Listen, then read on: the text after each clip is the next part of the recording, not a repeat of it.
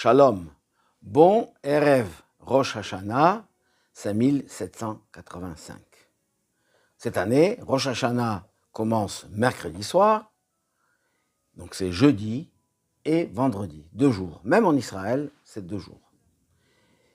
Automatiquement, après ces 2 jours, on rentre dans le Shabbat. Jeudi et vendredi, c'est Shabbat. Donc on a 3 jours de Yom Tov, de fête, à des degrés différents, mais c'est 3 jours consécutifs où on est plus dans le spirituel, dans la prière, dans l'étude, dans l'action des mitzvot. Les mitzvot qui sont importantes c'est ce jour-là, Rosh Hashanah, c'est entendre les sons du shofar. Kol, shofar. On doit écouter dans les synagogues au moment des prières, mais sinon il y a des sons de shofar dans plusieurs lieux, notamment en Betraba de Nice, pour ceux qui viennent. Toute la journée, on peut venir écouter le shofar. Pourquoi est-il tellement important d'écouter le shofar le jour de Rosh Hashanah? Alors tout d'abord, on le dit toujours, c'est la mitzvah. Utkatem, c'est la mitzvah de faire, chaque fête a sa mitzvah. Kippour, on a le jeûne, la teshuva. Sukkot, c'est le lulav, la souka. Et Rosh Hashanah, c'est le shofar. Écouter, entendre le shofar. On accomplit une ordonnance divine parmi les 248 mitzvot positifs qui se présentent une fois ou 2 jours par an. Le Rambam nous explique bien que c'est une mitzvah, une ordonnance divine, il y a un sens profond derrière tout cela. Et c'est énorme, c'est vaste, toute l'édification. On va essayer de résumer en 2 mots. Dit le Rambam, c'est un réveil. On se réveille pour la teshuva.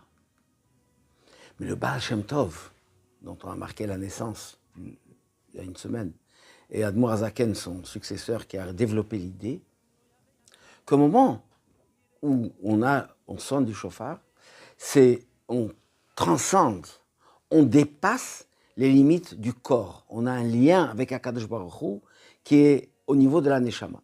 Car le son de shofar, ce n'est pas de la musique très sophistiquée, c'est une corne simple d'un animal, d'un bélier, où on sonne différents sons, effectivement, au total un nombre de 100, mais tous ces sons-là représentent le lien profond qu'un juif il a avec Akadosh Baruch Hu.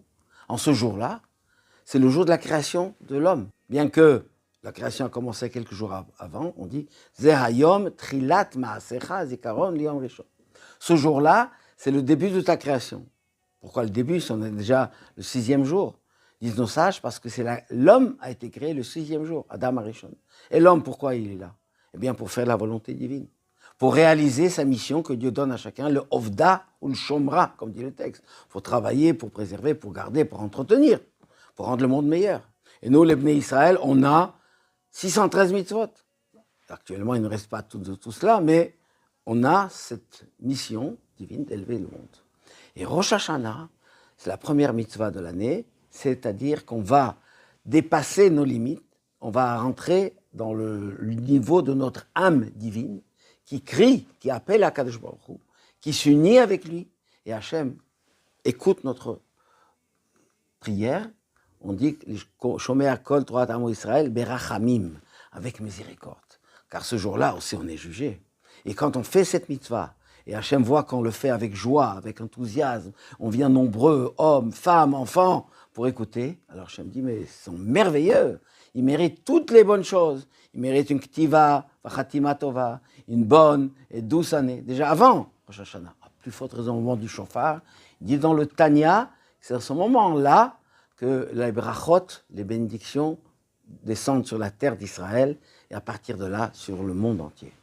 Alors en ce jour, de veille de Rosh Hashanah, nous allons prier Hachem, demander à Hachem que la guerre s'arrête, que les otages reviennent, qu'on gagne la guerre, hein, pas qu'on se rend. On gagne cette guerre avec mérite, et Hachem fasse que tout le monde soit libéré de l'exil, des enlèvements, et qu'on soit tous ensemble dans la joie, dans la bénédiction, dans la simcha et dans le shalom. Ktiva, vachatima tova, leshana tova umetuka. On demande à Hachem d'être inscrit et scellé pour une bonne année douce, comme le miel, et une année bonne, comme des bonnes choses. Et la meilleure façon des choses, c'est que Hachem révèle son royaume sur terre avec la venue du Mashiach très prochainement. Amen. Shana Tova Umetuka.